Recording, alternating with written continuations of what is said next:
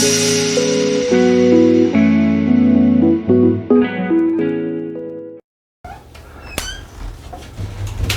안녕하세요. 네, 저는 한성민 변리사고요. 먼저 수업 수강해 주셔서 진심으로 감사드리고, 일단은 이번 달에 진행하는 이 강의는 4회차짜리 실전 GS라고 생각하시면 됩니다. 그러니까 저번 달에 진행했던 그 조현중 변리사님이랑 진행했던 콜라보 강의에서 그러니까 상표법 부분만 다시 진행한다고 생각을 해주시면 되고요. 그러니까 실전 GS를 수강하지 않으신 분들이 있어서 조금 말씀을 드리면, 실전 GS 때 제가 문제를 조금 어렵게 냈었어요, 기출보다. 근데 이번에 제가 준비한 문제들은 제 생각에는 기출 정도 난이도라고 생각을 합니다. 그리고 문제 변형 스타일이라든가, 그러니까 다른 GS를 들어보셨으면 느끼시겠지만 상표 표장을 그대로 넣는 GS가 굉장히 많아요. 근데 저 같은 경우에는 실제 기출이 이 정도 변형은 하기 때문에 기출의 스타일 그대로 실제 사실관계는 녹아있긴 하지만 표장은 바꿔서 낸 게 굉장히 많습니다. 그래서 이거를 좀 참조해 줬으면 좋겠고요. 그리고 가능하시다면 실전 GS에서 출제하지 않은 논점을 위주로 내고 있기 때문에 실전 GS도 문제라도 구하셔서 풀어보시는 게 좋긴 합니다. 그리고 좀만 더 참고로 말씀드리면, 일단은 콜라보 GS에서의 문제를 보면 좀 걱정이 되는 게, 중요한 문제를 실전에서 다 냈기 때문에 중요하지 않은 것만 내지 않느냐 이렇게 생각을 하실 수가 있는데, 제가 일부러 논점을 좀 아껴놨습니다. 그래서 여기서 중요한 논점도 꽤 많다는 거를 기억해 주셨으면 좋겠습니다.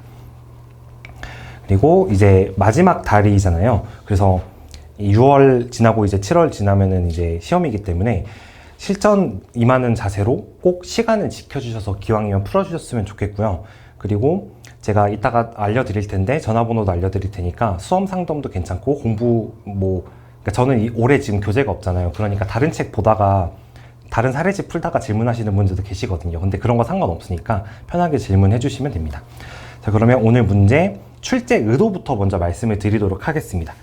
이거를 문제를 낸 사람 입장이 돼서 출제 의도를 좀 읽어보셔야 이게 어느 정도로 써야 되는지를 좀 아실 수 있을 거라고 생각이 돼요. 자, 문제 1번 같은 경우에는 도메인 문제를 냈습니다. 그러니까 실전 GS에서는 키워드 문제를 냈었는데 아껴놨다가 이번에 도메인 문제를 냈다고 생각을 하시면 됩니다. 그런데 도메인이 중요함에도 불구하고, 그리고 논문도 굉장히 많고 특강에서도 많이 나왔는데도 불구하고 도메인이 지금 출제가 한 번도 안 됐어요. 근데 지금 온라인상 행위를 포섭하는 개정법도 있고 여러 가지로 이슈가 많이 되고 있기 때문에 도메인도 상당히 중요하다고 생각하시면 됩니다. 이게 A급 판례라고 생각하시면 됩니다. 그래서 이거 같은 경우에는 판례를 두 가지를 섞어서 냈는데, 사찰넷 판례 하나랑 그리고 비아그라 판례를 섞어서 냈습니다. 그래서 두 가지가 전부 다 대법원 판례인데, 사찰넷 판례는 클릭을 했으면 다른 사이트로 링크가 넘어가지는 도메인에 대한 판례, 그리고 비아그라 판례는 상품 자체에 표장이 박혀있는 판례라고 생각을 해주시면 됩니다. 그리고 소설문 2번에는 제가 이제 뭘 했냐면 Processing Your Cold Resistance 스타일이라고 냈어요. 그럼 이게 뭐냐면 단어가 여러 가지로 묶여서 문장을 구성하고 있는 상표입니다. 그러니까 이거는 뭐냐면 2000년대 중반 정도에 뭐가 나왔었냐면 Engineering Your Competitive Edge라는 대법원 판례가 나왔어요. 그래서 그 판례를 기억하시는 분들이 있을 것 같아서 일단은 내긴 냈는데, 포인트를 좀 잘못 기억하실 수 있는 게 슬로건이라던가 단어가 모였으면 무조건 적용되는 게 아니고, 그 판례에서 분명히 뭘 말해주고 있냐면 흔히 사용되는 구호 또는 슬로건이라고 한정을 하고 있습니다. 그래서 포섭의 중점이 뭐냐면 여기서부터 그 의미를 인식할 수 있는지랑, 그리고 흔한지를 잘 생각을 해주셔서 포섭을 해주셔야 됩니다. 그래서 결론을 꼭 맞추셔야 되는 거고요. 그러니까 이걸 낸 이유는 뭐냐면 33조 1항 7호가 꽤나 중요함에도 불구하고 지금 법리가 좀 쌓여 있는데 대법원 판례가 아직 많이 안 나왔어요. 그래서 예시로서 이걸 넣었다고 생각해 주시면 됩니다. 자, 이제 문제 2번 같은 경우에는 뭘 생각하면 되냐면, 자, 문제 1번은 어떻게 냈죠? 제가 표장을 변형해서 냈죠. 그러니까 실제 사실관계에서 표장을 변형해도 사실관계가 중요하기 때문에 문제가 적용이 되는 사안이었습니다. 근데 문제 2번은 뭐냐면, 이제 기출에는 나오지만 GS에서 많이 안 나오는 유형이 뭐냐면 표장이라던가 구성을 X나 A 같은 걸로 치환시켜서 내는 거예요. 그러면 표장을 실제로 그려주지 않았음에도 불구하고 법리가 적용될 수 있죠. 근데 이런 문제가 기출을 보면 꽤나 많이 나왔음에도 불구하고 GS에서는 강사님들이, 물론 저도 그렇긴 하지만, 문제 내는 편의상 표장을 그냥 그대로 복사해서 붙여넣는 경우가 많기 때문에 이런 식으로 내기만 해도 어려워지는 경우가 많아요. 그래서 그거를 생각해 보셨으면 좋겠다고 생각해서 출제를 했고요. 그래서 지금 이 작은 문제 하나에도 제가 이거 좀 신경을 많이 쓴 문제인데, 판례가 되게 많이 들어 있습니다. 알파 판례가 들어있고, 단박대출 판례가 들어있고, 상표의 기능에 대해서 단문도 들어있습니다. 근데 상표 기능 단문은 솔직히 중요하진 않은데, 이게 배점을 제가 채우기 위해서 냈다고 생각을 하시면 되고요. 그래서 그 알파 판례를 기본으로 해서 그 단박대출 판례를 녹여가지고 포섭을 잘 하셨으면 되는 문제라고 생각하시면 됩니다.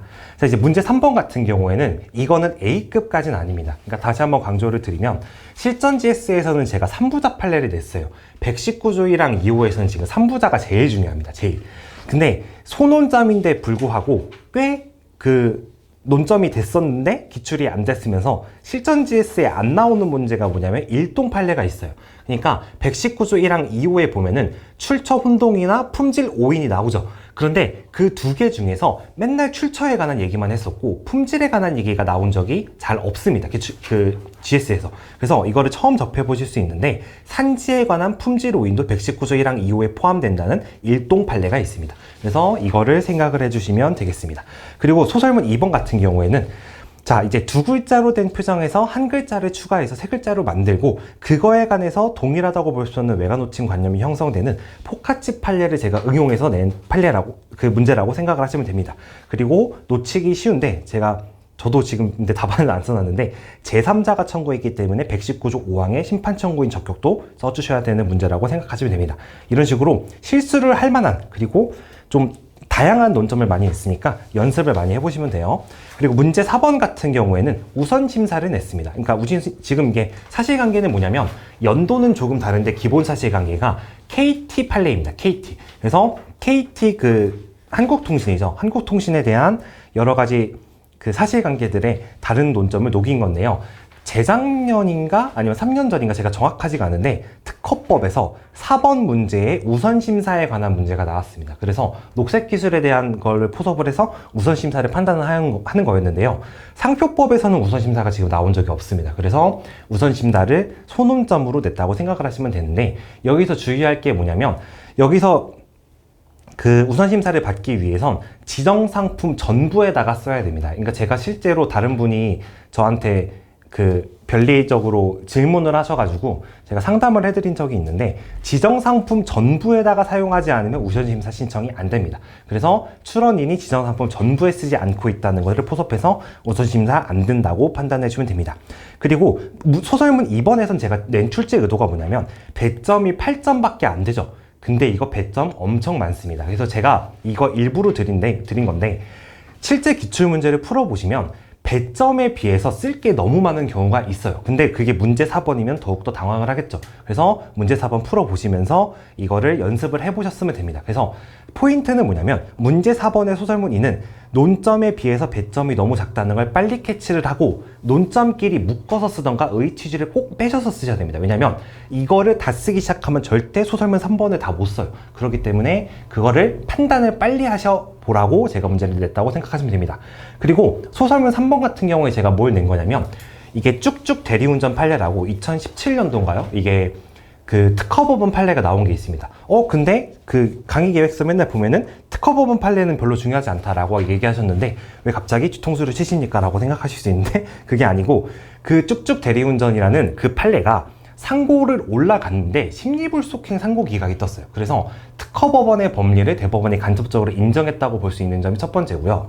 두 번째가 뭐냐면, 전화번호에 대해서 스피드 011이라는 판례가 있긴 있습니다. 그래서 대법원도 이게 판시를 한 적이 있는 법리이기 때문에 기억을 해두시면 되고요. 이게 지금 한 3, 4년 전에 특강에서 진짜 엄청 많이 나왔습니다. 근데 지금 출제가 안 되고 있다는 거는 그때 이제 너무 핫하다 보니까 안 냈던 그런 경향이 있는 거거든요. 근데 제가 원래는 이게 그래서 세 가지 구성이 있는 거여서 더 복잡한데, 제가 간단히 판단하실 수 있도록 전화번호 부분만 떼서 냈다고 생각을 해주시면 됩니다. 자, 그래서 문제 1번부터 강평을 시작해 보도록 하겠습니다. 네, 잠시만요.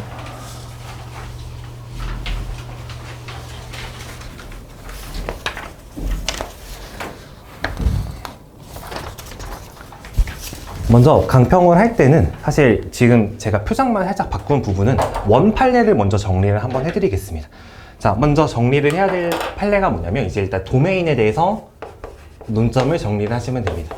자, 일단 도메인 논점이 나왔을 때는 뭐부터 좀 잘 생각해 주시면 좋냐면 도메인이 이게 당연하지만 사실 이런 거를 좀 섞어서 써주시면 좋아요. 영어 표현을. 도메인은 이렇게 쓰죠. 그래서 도메인은 일단 판례에서 놓치기 쉬운데